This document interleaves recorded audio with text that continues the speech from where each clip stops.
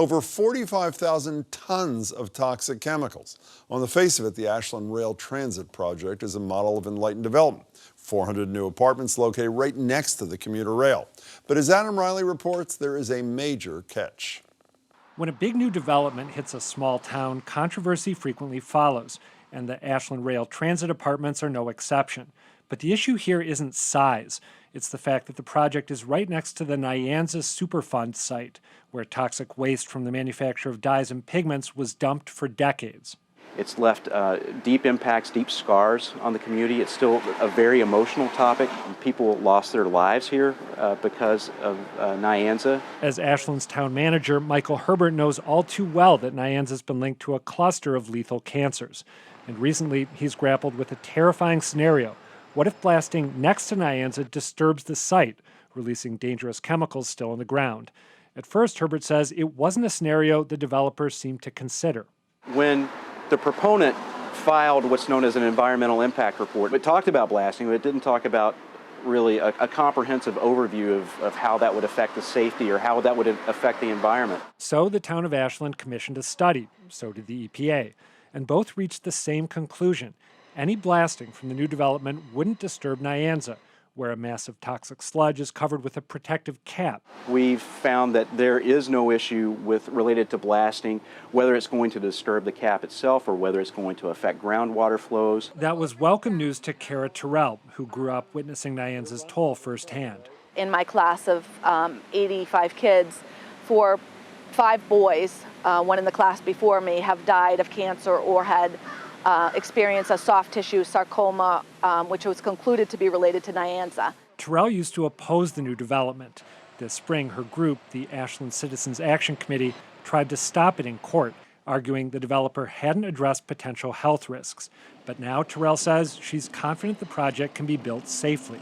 We didn't stop this, but what we did was make sure that the town and the different agencies are so involved now, and there's some oversight. Among other things, the town is requiring enhanced monitoring around the Nyanza site if blasting occurs, which should identify any unexpected release of chemicals.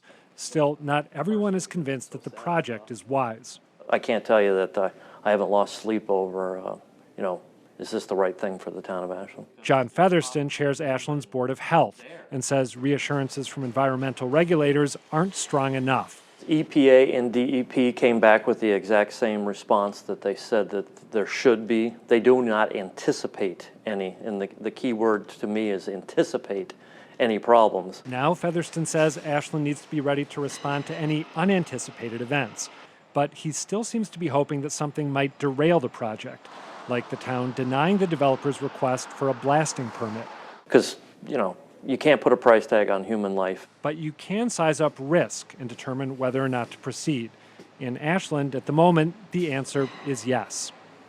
Adam Riley joins me now. Hey, Adam. Hey, Jim. Being the crack reporter I am, I'm guessing that the developer did not want to talk to you. Is that you are correct. This is a joint project of Campanelli, which is based in Braintree, and Thorndike Development out of Hudson. The president of Thorndike has spoken about this before, but when I contacted him, he said it would be an inappropriate time to do an interview. What is that? What is inappropriate? When would be an appropriate time? Well, my hunch, and I could be wrong here, I'd love to ask him about this, is that the project's underway, and they've sort of managed to beat back most of the opposition, though not all of it. So they're probably happy with the status quo. Fragile I don't think balance. they have anything to gain, yeah. So what I'm not clear about, is the cleanup totally, this 45,000 tons is unbelievable. It's crazy. It is not. Is it done? It is not entirely done. So what they have done is bury, as you said, this crazy figure, 45,000 tons of toxic sludge under a cap that's made of gravel and clay and plastic, and it's monitored by the state.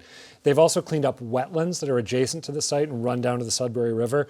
But in the Sudbury River, fish have shown over the years excessive levels, dangerously high levels of mercury. According to the EPA, that's on the way down.